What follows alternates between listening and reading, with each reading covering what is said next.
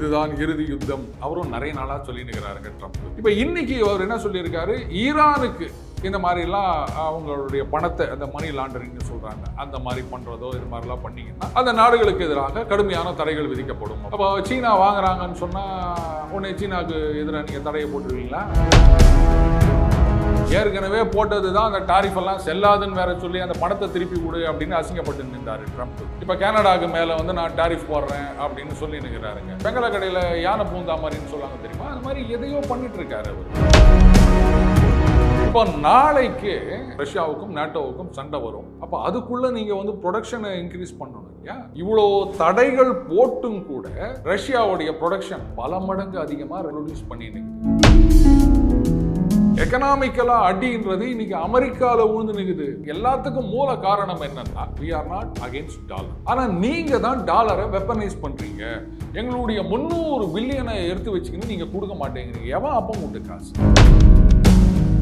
Economic வார்ஃபேர்னது ஒண்ணுமே நீங்க பண்ண வேண்டாம், வெறும் சாங்ஷன்ஸ் சொன்னா போதும். நோவாம நோம்பு கும்பிடலாம் அப்படின்ட்டு பொருளாதார தடை அப்படின்னு சொல்லிட்டு இருக்காரு. இத்தனை வருஷமா ஈரானுக்கு ஒரு பக்கபலமா இருந்தது சீனா. அவங்களுக்கு எதிராக தடை அப்படின்னு உங்களால போட முடியுமா? அப்போ சீனா அவங்க கிட்ட கண்டினியூஸா வாங்குறாங்க அப்படின்னும் போது அப்புறம் அந்த தடைக்கு என்ன பிரயோஜனம் இருக்குது?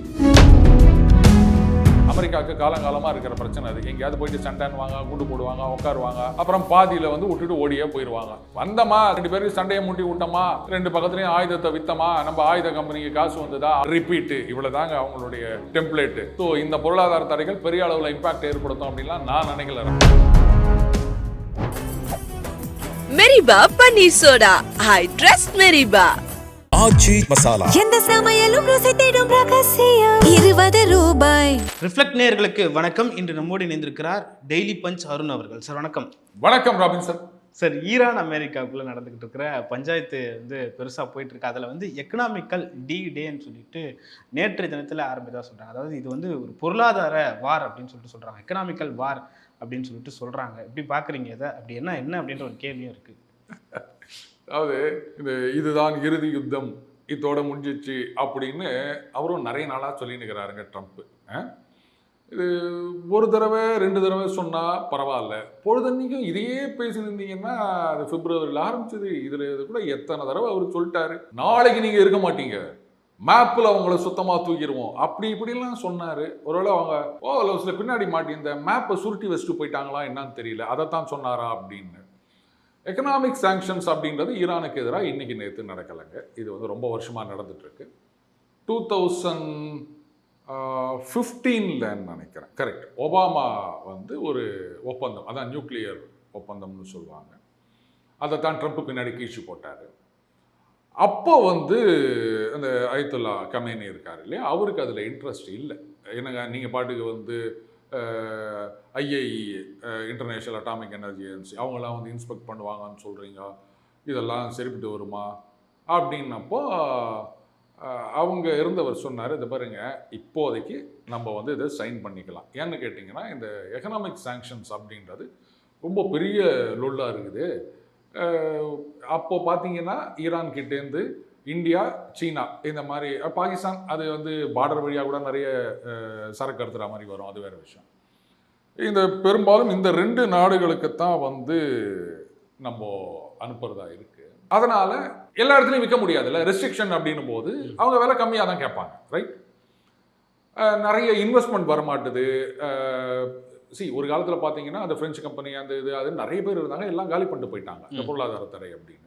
அப்போது நமக்கு வந்து ஃபாரின் எக்ஸ்சேஞ்சு கிடைக்கல, சரியான வருமானம் இல்லை, நமக்கு தேவையான பொருட்களையே வாங்க முடியதில்லை, ஜனங்கள்லாம் ரொம்ப கஷ்டப்படுறாங்க. அதனால் வேறு வழி இல்லை, நம்ம இப்போதைக்கு சைன் பண்ணிடுவோம், அப்புறம் அப்படியே கொஞ்சம் கொஞ்சமாக அதில் வேறு பைத்தியகாரத்தனமாக ஒபாமா கண்டிஷன்லாம் போட்டார்.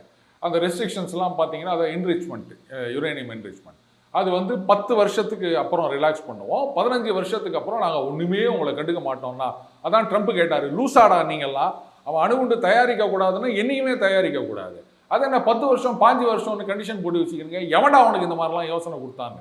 அவருடைய தேர்தல் பிரச்சாரத்திலேயே அவர் இது எதிர்த்து தான் அவர் வந்தார். அதுக்கப்புறம் அதை கீழ்ச்சிட்டாங்க. பட் ஈரான் வந்து எந்த விதத்துலலாம் ஏமாத்திந்தது அப்படின்னு சொல்லிட்டு ரொம்ப டேரிங்காக இஸ்ரேல் வந்து ஈரான்லேயே போயிட்டு ஷிரோபாத் அப்படின்னு அங்கே அவங்க பதுக்கி வச்சிருந்த தஸ்தாவேஜுகள் அந்த எவிடன்ஸ் எல்லாம் கொண்டு வந்து வெளி உலகத்துக்கு காமிச்ச பிறகு தான் ட்ரம்ப் மே மாதம் அதை சுத்தமாக ஸ்கிராப் பண்ணாருங்க. அதுக்கப்புறமும் பார்த்தீங்கன்னா நம்ம வாங்கிட்டு இருந்தோம், நமக்கும் சீனாவுக்கு மட்டும் ரிலாக்ஸேஷன் கொடுத்துருந்தாரு ட்ரம்ப்பு. அதுக்கப்புறம் அந்த relaxation over period of time withdraw பண்ணிட்டாரு. சரி நம்மளும் ஓகே அப்படின்னு சொல்லிட்டு மற்ற இடங்களில் வாங்க ஆரம்பிச்சிட்டோம், ரைட்டுங்களா? இருந்தாலும் நம்ம 2 பேருக்குள்ள அந்த வாணிகம் அப்படின்றது பல விஷயங்கள்ல நடந்துட்டு தான் இருக்குதுங்க. அது செப்பரேட் மேட்டர். இப்போ இன்னைக்கு அவர் என்ன சொல்லியிருக்காரு, ஈரானுக்கு இந்த மாதிரிலாம் அவங்களுடைய பணத்தை அந்த மணி லாண்டரிங்னு சொல்கிறாங்க, அந்த மாதிரி பண்ணுறதோ இது மாதிரிலாம் பண்ணிங்கன்னா அந்த நாடுகளுக்கு எதிராக கடுமையான தடைகள் விதிக்கப்படும் அப்படின்னு. இப்போது ஈரானோட வாணிகம் பண்ணுற நாடுகள் அப்படின்னா நீங்கள் என்னென்ன நாடுகளை சொல்லுவீங்க? ஒரு பக்கம் பாகிஸ்தான், அது வந்து பார்டர் அப்படின்றதுனால அது பாட்டுக்கு வரும் போவோம், அதை ஒன்றும் பண்ண முடியாது. நாளைக்கே வந்து கண்டுபிடிச்சா என்ன பாகிஸ்தானுக்கு எதிராக ஒரு தடையை போட்டுருவாரு.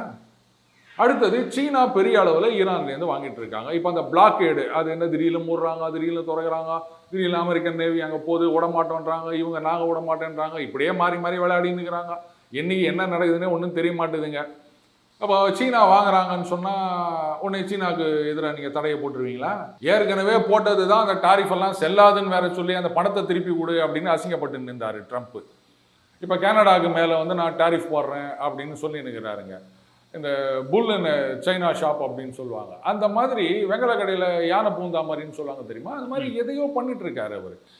இப்போ அவர் வந்து பொருளாதார தடை அப்படின்னு மும்முரமாக சொல்கிறதுக்கு காரணம் என்னன்னா, அமெரிக்கா வந்து அவங்களுடைய என்ன சொல்கிறது பெர்ஸ்பெக்டிவ் அப்படின்றது என்டையர்லி டிஃப்ரெண்ட். அவங்க என்ன நினைக்கிறாங்க, அவங்கள மாதிரியே எதிரியை நினச்சிக்கிறாங்க. ஸோ அந்த அளவுக்கு அட்வான்ஸ்டாக ஏர் டிஃபென்ஸ் ஆகட்டும், இல்லை வந்து மிசைல்ஸ் ஆகட்டும், அந்த மாதிரி பண்ணிட்டு இருக்காங்க. பேசிக்கலி கோல்டு வார் பீரியட்லேருந்து அவங்களுக்கு சோவியத் ரஷ்யா தான் எதிரி அப்படின்னு அவங்கள மேட்ச் பண்ணுறதுக்காக. இந்த மாதிரி சில்லுண்டி பயிலெல்லாம் சண்டை போடணும்னா என்ன பண்ணுறது? இந்த ட்ரோன் வார்ஃபேர் அப்படின்றது வந்து என்டையர்லி டிஃப்ரெண்ட் திங் இல்லையா? ஸோ அப்போ அந்த அவங்க சீப்பாக வந்து அடிச்சுட்டு போயிடுறாங்க. நீங்கள் அதை வந்து ரிட்டாலியேட் பண்ணுறதுக்கோ இல்லை வந்து அதை வந்து இது பண்ணுறதுக்கோ நிறைய செலவு பண்ண வேண்டியதாக இருக்குது.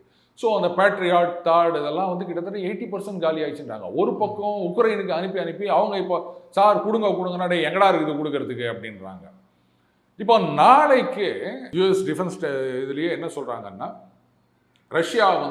ரஷ்யாவுக்கும் நேட்டோவுக்கும் சண்டை வரும், பட் இப்போ வராது, இன்னும் ஒரு 3 வருஷத்தில் சண்டை வரலாம் அப்படின்றாங்க. அப்போ அதுக்குள்ளே நீங்கள் வந்து ப்ரொடக்ஷனை இன்க்ரீஸ் பண்ணணும் இல்லையா? வெறும் மிசைல்ஸ் மட்டும் இல்லைங்க, இந்த சாதாரணமாக ஷெல்லு இதெல்லாம் இருக்கு இல்லையா, ராக்கெட்டு, கம்பைன்டு நேட்டோ ப்ரொடக்ஷனை விட பல மடங்கு அதிகமாக ரஷ்யா ப்ரொடியூஸ் பண்ணி நிற்குது. இதில் நீங்கள் வந்து இப்போது முற்றிலும் மேம்படுத்தப்பட்ட 20வது பொருளாதார தடை அப்படின்லாம் வேற கதை விட்டுனுக்கிறாங்க. இவ்வளோ தடைகள் போட்டும் கூட ரஷ்யாவுடைய ப்ரொடக்ஷன் அந்த எலக்ட்ரானிக்ஸ்லேயும் அவங்கள ஒன்றும் பண்ண முடியல, ஆர்ம்ஸ் அண்ட் அம்யூனிஷன்ஸ்லையும் பண்ண முடியல. அந்த ஜெரான் 2, 3 அப்படின்னு அவங்க பாட்டுக்கு புதுசாக ட்ரோன் டெக்னாலஜிலையும் இது பண்ணிட்டு இருக்காங்க. அடுத்தது மிசைல் ஆகட்டும், இல்லை வந்து இந்த அண்டர் வாட்டர் டார்பிடோ பொசைடான்னு ஒன்று வச்சுருக்காங்க. அதெல்லாம் ஒன்று விட்டாங்கன்னா அவங்களால அதை இன்சர்ட் பண்ணவே முடியாது. ஸோ எல்லாத்துலேயும் அவங்க மேலே போயிட்டு இருக்காங்க. இந்த நேரத்தில் நீங்கள் இந்த பேட்ரியாட் தாடு இதையும் வந்து தீபாவளிக்கு முன்னாடியே நம்ம பசங்கள்லாம் பட்டாசை கொளுத்தி போட்டு தீபாவளி அன்றைக்கி அடுத்த வீட்டு வாசல் போய் நின்று வேடிக்கை பார்த்துட்டு போம்பாரு. அந்த மாதிரி நாளைக்கு சண்டை வந்தால் என்னடா பண்ண போகிறீங்க அப்படின்னு. அதனால் எக்கனாமிக் வார்ஃபேர்ன்றாரு. பட் இது எந்த அளவுக்கு எஃபெக்டிவாக இருக்கும்னு எனக்கு தெரியல ராபின்சன். பட் எக்கனாமிக்கலாக அடின்றது இன்னைக்கு அமெரிக்காவில் விழுந்து நிற்குது. அந்த பாண்ட் ஈல்டுன்னு சொல்லுவாங்க. லெட் அஸ் சே இன்ட்ரெஸ்ட் ரேட் அப்படின்றது ஃபிக்ஸடுங்க 3% அப்படின்னு வச்சுக்கோங்களேன். இப்போ நீங்கள் 1000 ரூபா கொடுத்து ஒரு பாண்டு வாங்குறீங்க 3%. இது அதுவும் லாங் டேர்ம் பாண்டோட ஈல்டு தான் இப்போ வந்து 5 போயிடுச்சு அப்படின்னு சொல்கிறாங்க. தட் மீன்ஸ் இன்ட்ரெஸ்ட் ரேட் ஏறல, அது 3% ஃபிக்ஸ் பண்ணியிருந்தாங்கன்னா 3% தான். என்ன ஆகுது, நீங்கள் 1000 ரூபா கொடுத்து நீங்கள் பாண்டு வாங்கிடுறீங்க, 3% ஓகே, அங்கெல்லாம் இன்ட்ரெஸ்ட் ரேட் கம்மி தாங்க, அதனால் ஓகேன்னு நினச்சிட்டு இருக்கீங்க. இப்போ திடீர்னு உங்களுக்கு அமெரிக்கா மேலே சந்தேகம், ஐயா இது வேலைக்கு ஆகாது போல இது அப்படின்ட்டு இப்போ விற்கணும்னா, தம்பி இது 30 வருஷம் பாண்டுப்பா அப்படின்றாங்க. அப்போ என்ன பண்ணுறீங்க, இது கவர்மெண்ட் தானே திருப்பி எடுக்காது, நாங்கள் ஒரு இழிச்சு வாங்கியிருக்கோம் அப்படின்னு சொல்லிட்டு அவங்ககிட்ட போகிறீங்க. அவன் சொன்னால் நானா இழிச்சு வாங்க 1000 ரூபா பாண்டு, சரி எனக்கு 900 ரூபாய்க்கு கொடுக்குறியா, உங்களுக்கு வேறு வழி இல்லை, சரி இப்போ காசு வந்தால் போதும் அப்படின்னு சொல்லிட்டு நீங்கள் அவருக்கு 900 ரூபாய்க்கு விற்றுடுறீங்க. பட் அந்த ஃபேஸ் வேல்யூ என்ன, 1000 ரூபா. உங்களுக்கு 1000 ரூபாய்க்கு 3% கணக்கு, ஆனால் அவருக்கு 1000 ரூபாய்க்கு 3%னா எல்லாம் 30 ரூபா வருதா? நீங்கள் 1000 ரூபா கட்டிருக்கீங்க 30 ரூபா வருது, ஆனால் கேமராமேன் 900 ரூபா கட்டுறாரு, அவருக்கு 30 ரூபா வருது. ஓகே, ரைட்டா? அவரும் கொஞ்ச நாள் கழிச்சு என்ன பண்ணுறாரு, ஐயோ இது வேலைக்கு ஆகுதுன்னு சொல்லிட்டு இன்னொருத்தங்கிட்ட 800 ரூபாய்க்கு வித்துட்டு போயிடுறாரு. அப்போ அவனுக்கு 800 ரூபாய்க்கு 30 ரூபா கிடைக்குது. அப்போ பர்சன்டேஜ் ஏறுது இல்லையா, இதுதான் வந்து ஈல்டு அப்படின்னு சொல்றது. ஸோ இப்போ அமெரிக்காவில் லாங் டேர்ம் பாண்ட்ஸோட ஈல்டு வந்து ஏறினே போகுதுங்க. கவர்மெண்ட்டே என்ன பண்ணுறாங்க, ஐயோ பாண்டு மார்க்கெட்டு ஊற்றிக்க போகிறேன். ஏன்னா ஜப்பான் என்ன பண்ணிட்டாங்க, சமீபத்தில் அவங்க பாண்டெல்லாம் விற்று போட்டாங்க, யூஎஸ் பாண்ட்ஸ் எல்லாம். சீனா அது ஏற்கனவே ரொம்ப நாளாக பண்ணிட்டு இருக்காங்க.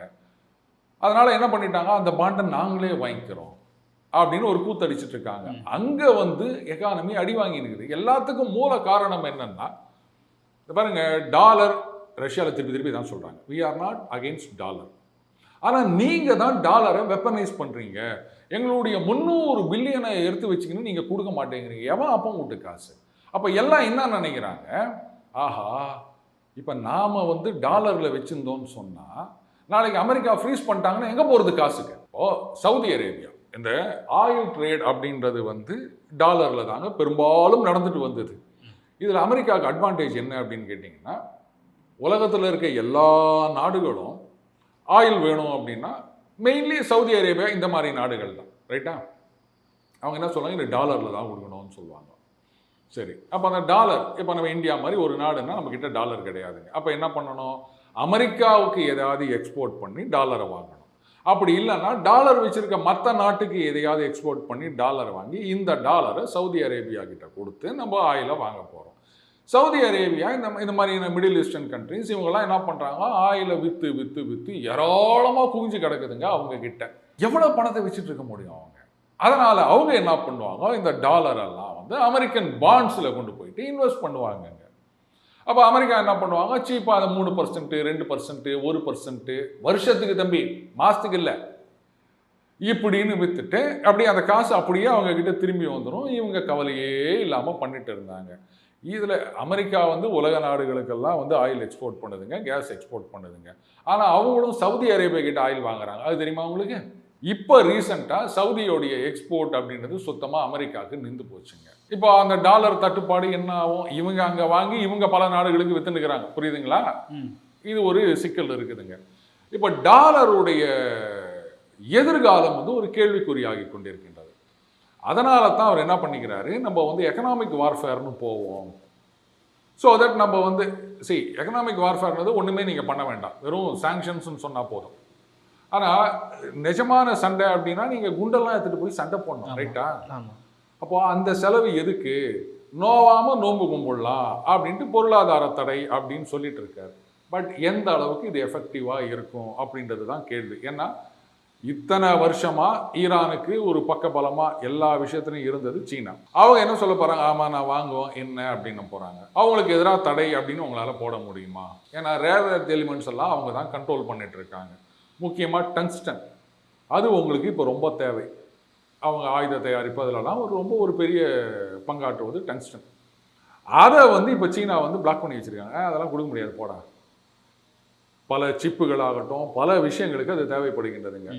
அவங்க கிட்ட இருக்க ரேர் எர்த் எலிமெண்ட்ஸ், இவி பேட்டரியிலேருந்து என்னென்ன எடுத்தாலும் சீனா கிட்டேருந்து நீங்கள் வாங்காமல் இருக்க முடியாது. நீங்கள் தடைன்னு சொன்னீங்கன்னா உடனே அவங்க இல்லைன்னு வாங்க, நான் இதை கொடுக்க மாட்டேன்னு வாங்க. என்ன பண்ணுவீங்க நீங்கள்? ஒரு F-35 தயாரிக்கணும் அப்படின்னா கூட அதில் வந்து ஒரு இத்தனை கிலோகிராம், இத்தனை 1000 கிலோகிராம் ரேர் எர்த் எலிமெண்ட்ஸ் வந்து உங்களுக்கு சீனாலேருந்து வரணும். அவங்க கொடுக்க மாட்டேன்னா என்ன பண்ணுவீங்க நீங்கள்? அப்போது சீனா அவங்க கிட்ட கன்வின்ஸாக வாங்குறாங்க அப்படின்னும் போது அப்புறம் அந்த தடைக்கு என்ன பிரயோஜனம் இருக்குது? அப்போது இந்த மாதிரி தடைன்னு சொல்லும் போதே ஈரான் புரிஞ்சுக்கினாங்க, ஆஹா மெர்சல் ஆயிட்டார் அண்ணன் ட்ரம்ப்பு. இப்போ எலெக்ஷன் வேறு வரப்போகுது, மிட் டர்ம் எலெக்ஷனு, அதில் டெமோக்ராட்ஸ் கை வாங்க போகுதுன்னு சொல்கிறாங்க. அவங்க ஜெயிச்சு மெஜாரிட்டி வந்துட்டாங்கன்னு சொன்னால் அண்ணனோட ஆட்டம்லாம் செல்லாது, அதனால் தடை தானே, நாங்கள் கொஞ்ச நாளைக்கு சும்மா இருக்கோம், அதுக்கப்புறம் நாங்கள் இறங்குறோம் உடை அப்படின்னாங்கன்னா என்ன பண்ணுவீங்க? ஸோ இவர் என்ன பண்ணிடுறாரு, ஆரம்பிச்சிடுறாரு, அதை முழுசாக முடிக்கிறது இல்லை. அமெரிக்காவுக்கு காலங்காலமாக இருக்கிற பிரச்சனை அது. எங்கேயாவது போயிட்டு சண்டைன்னுவாங்க, குண்டு போடுவாங்க, உட்காருவாங்க, அப்புறம் பாதியில் வந்து விட்டுட்டு ஓடியே போயிடுவாங்க. எல்லா இடத்துலையும் இப்படி தான் பண்ணின்னுக்கிறாங்க அவனுங்க. அவங்களுக்கு வந்து அந்த காலத்து பிரிட்டன் அந்த மாதிரி வந்து பர்மனெண்ட்டாக அங்கே போய் உக்காந்துக்கணுன்றது கிடையாது. வந்தோமா, சண்டையை போட்டோமா, 2 பேருக்கு சண்டையை மூட்டி விட்டோமா, 2 பக்கத்துலையும் ஆயுதத்தை விற்றமா, நம்ம ஆயுத கம்பெனிக்கு காசு வந்ததா, அவன் நமக்கு கேம்பெயின் ஃபண்டிங் கொடுத்தானா, ரிட்டையர் ஆனோமா, 4 இடத்துல லெக்சர் கொடுத்தோமா, காசு வாங்கினோமா, ரிப்பீட்டு, இவ்வளோ தாங்க அவங்களுடைய டெம்ப்ளேட்டு. ஸோ இந்த பொருளாதார தடைகள் பெரிய அளவில் இம்பாக்ட் ஏற்படுத்தும் அப்படின்லாம் நான் நினைக்கல ராபின்சன். ஓகே சார், இந்த போர் ஆரம்பித்த நாள்லேருந்து ஈரான் அந்த நாட்டில் வந்து பொருளாதார தடை அதிகமாக இருந்தது. பொருளாதார வீழ்ச்சியும் இருந்தது. இப்போ கிட்டத்தட்ட அந்த இயான்னு சொல்கிற அந்த கரன்சி வந்து கிட்டத்தட்ட 20 லட்சம் கரன்சி சேர்த்தா தான் $1 மதிப்புக்கு வந்துருச்சுன்னு சொல்கிறாங்க. அப்போ இதுக்கு பிறகும் ஒரு தடை போட்டால் பொருளாதாரம் அங்கே எவ்வளோ நெளிவுற்று போயிடும்ன்ற ஒரு கேள்வியும் இருக்குது. இந்த தடை அப்படின்றது வந்து ஐரோப்பிய நாடுகள் தான் முக்கியமாக இதை வந்து ஃபாலோ பண்ணுறாங்க. அண்ட் அஃப்கோர்ஸ் அவங்க தானே வந்து இன்வெஸ்ட் பண்ணுறது, டெக்னாலஜி இல்லை கம்பெனி ஆரம்பிக்கிறது அப்படின்னு இப்போ அது சுத்தமாக இல்லாமல் போயிடுச்சு. ரொம்ப வருஷமாகவே இல்லாமல் போயிடுச்சு. கரெக்டாக சீனா அவங்க என்ன பண்ணுவாங்க, அவங்களாம் கந்து வட்டி மாதிரி ராக்கெட் வட்டி மீட்டர் வட்டிக்கெலாம் மேலே வந்து அவங்க என்ன பண்ணுவாங்க, என்ன $80 விற்குதா நீ $40 கொடு அப்படின்வாங்க. இது வந்து என்னன்னா நீங்கள் வந்து இந்த ரியாலா யுவானா என்னா இதெல்லாம் விட்டுருங்க, டாலர் அதெல்லாம் விட்டுருங்க, நான் உனக்கு இவ்வளோ ஆயில் கொடுக்குறேன், நீ எங்களுக்கு தேவையான உணவுப் பொருட்களோ இல்லை மருந்து பொருட்களோ இந்த மாதிரி கூட, இந்த மாதிரி பார்ட்டர் ட்ரேட் மாதிரி தான் போகணும்னு வச்சுக்கோங்களேன். அதுக்கு ஏதோ ஒரு கணக்கு வச்சுப்பாங்க. பட் இருந்தாலும் வந்து ஈரான் லாஸில் தான் விற்றுனுக்குதுன்னு வச்சுக்கோங்க. ஸோ சர்வைவ் ஆகும் ஈரான், ஒரேடியாக இழுத்து மூடிட்டு போயிடாது. ஏன்னா சைனீஸ் இம்போர்ட்ஸ்ன்றது உங்களுக்கு வரப்போகுது. இந்த சைனீஸ் இம்போர்ட்ஸ் அது என்னவாக இருக்கும், நாங்கள் வந்து உணவுப் பொருள் அனுப்புகிறோம், மருந்து அனுப்புகிறோம்னு சொல்லிட்டு அதுக்குள்ளே வந்து ட்ரோனுக்கு தேவையான, அஃப்கோர்ஸ் ஈரானே ட்ரோன் தயாரித்து நிறைய அனுப்புகிறாங்க. பட் அதுக்கு தேவையான வேறு பார்ட்ஸு மற்ற எலக்ட்ரானிக்ஸ் ஐட்டம் அதெல்லாம் அனுப்பலாம். அதை எப்படி என்ஃபோர்ஸ் பண்ணுறாங்க, இல்லை சீனாவுக்கு எதிராக தடை, ஓகே தடை கிடையாது, பட் எதுவும் உள்ளே வரக்கூடாது, நாங்கள் அலோவ் பண்ண மாட்டோம், அப்படி கொண்டு வந்தால் மட்டும்தான் இந்த எக்கனாமிக் சாங்ஷன்ஸ் அப்படின்றது உருப்படுங்க. அகைன் இதில் ஒரு சிக்கல் இருக்குது. நீங்கள் வந்து ஈரானுக்குள்ளே எந்த கப்பலும் வரக்கூடாது அப்படின்னு அமெரிக்கா போய் பிளாக்கேட் பண்ணிங்கன்னா அவங்க வழக்கம் போல் ஹோர்முஸ் வழியாக எந்த கப்பலும் போகக்கூடாது, நாங்கள் குண்டு போடுவோம் இல்லை வந்து கண்ணி வெடி வைப்போம் அப்படின்வாங்க. மறுபடியும் முதல்லேருந்து இப்போ வந்து சவுதியுடைய கப்பலை ஒன்று ஹூத்திஸ், அது யாரும் ரெஸ்பான்சிபிலிட்டி ஏற்றுக்கல, பட் அவங்க தான் சொல்கிறாங்க, அந்த பக்கம் ரெட் சி வழியாக வரும்போது அடிச்சிருக்காங்க. இப்போ சவுதி அரேபியா ஏன்னா இந்த பக்கமும் போக முடியல அந்த பக்கமும் போக முடியல, ஒன்று அடிச்சு தீத்துருங்க, ஈரானை ஒன்றும் இல்லாமல் பண்ணிடுங்க. இந்த மாதிரி இன்னும் அவை சண்முகியில் மணிவண்ணன் பண்ணுற மாதிரி தெளிய வச்சு அடிச்சிங்கன்னா நாங்கள் தானடா இங்கே வேடிக்கை பார்த்து நிற்கிறோம் அப்படின்றாங்க. ஸோ அந்த கம்ப்ளீட் பிளாக்கேட், அதை தொடர்ந்து மறுபடியும் வருகின்ற பிரச்சனை, அதுக்கு வந்து மறுபடியும் குண்டு போடுறது அப்படின்றதுல மும்முரமாக இறங்கினா மட்டும்தான் இது வந்து இறுதி யுத்தமாக இருக்க முடியும். அப்படி இல்லை அப்படின்னு சொன்னால் கன்னித்தீவு மாதிரி தான் ராபின்சன். ஓகே சார், ஈரானும் பதிலுக்கு ஹர்முஸை மூடுவோம், டேக்ஸ் வர இன்க்ரீஸ் பண்ணுவோம், ஹர்முஸ்லேருந்து போகிற கப்பல்களுக்கு டேக்ஸ்லாம் சொல்கிறாங்க. இந்த பதட்டமான சுச்சுவேஷனால் மற்ற நாடுகள் எல்லாத்துக்குமே பாதிப்பு இருக்கிறது பார்க்குறோம். இந்தியாவுக்கு இந்த பொருளாதார நெருக்கடி, ஈரான் மேலே போகிற பொருளாதார நெருக்கடி இந்தியாவுக்கு என்ன பாதிப்பை ஏற்படுத்த போகுது? நம்ம ஈரான்லேருந்து ஒன்றும் வாங்குறது கிடையாதுங்க பெருசாக, நம்மக்கிட்டேருந்து சிலர் ஏதோ போகுது, இந்த வார் நடக்கும்போது கூட ஏதோ மருந்து இருந்து அதெல்லாம் நம்ம அமிச்சோம். பாதிப்பு அப்படின்னா என்ன, பெட்ரோல் தட்டுப்பாடு வந்துச்சு அவங்களுக்கு, இல்லை ஹர்முஸ் வழியே தான் இந்த கச்சா எண்ணெய் எல்லாமே வரணும்னு சொல்கிறாங்க. ராபின்சன், ஹார்முஸ் வழியாக கச்சா எண்ணெய் வரணும். நாம் வந்து நம்மளுடைய கச்சா எண்ணெய் தேவையில் வந்து கிட்டத்தட்ட 80% மேலே இம்போர்ட் பண்ணிட்டு இருக்கிறோம். நம்ம ஊர் ப்ரொடக்ஷன் ரொம்ப கம்மி. நம்ம ஊர்லேருந்து ரஷ்யாவுக்கு இப்போ பெட்ரோல் டீசல் எக்ஸ்போர்ட் ஆகிட்டு தெரியுமா உங்களுக்கு? ரஷ்யா இந்த சண்டை வந்தப்போ, ஈவன் உக்ரைன் வார் வந்தப்போவும் நம்ம அவங்க கிட்டேருந்து ஆயில் வாங்கியிருந்தோம். ஒரு நாள் கூட நிறுத்தலை. ஏதோ சில சில்வண்டுகள் வந்து பார்த்தீங்களா அமெரிக்காவுக்கு பயந்து நிறுத்திட்டாங்க அப்படின்னு கதை விட்டு இருந்ததுங்க, அதெல்லாம் விட்டு தள்ளுங்க சார். ஆனால் நிறுத்தினாங்க தானே சார்? யார் சொன்னது? எப்போ நிறுத்தினாங்க? அமெரிக்கா தடை போட்டதுக்கு அப்புறமா எப்போ நிறுத்தினாங்க? எனக்கு ஸ்டாட்டிஸ்டிக்ஸ் கொடுங்க, ஃபேக்டர் கொடுங்க. சும்மா வந்து அவங்க சொன்னாங்க இவங்க சொன்னாங்க எங்கள் வீட்டு பக்கத்தில் பாட்டி சொல்லிச்சு அப்படின்றதெல்லாம் சொல்லக்கூடாது.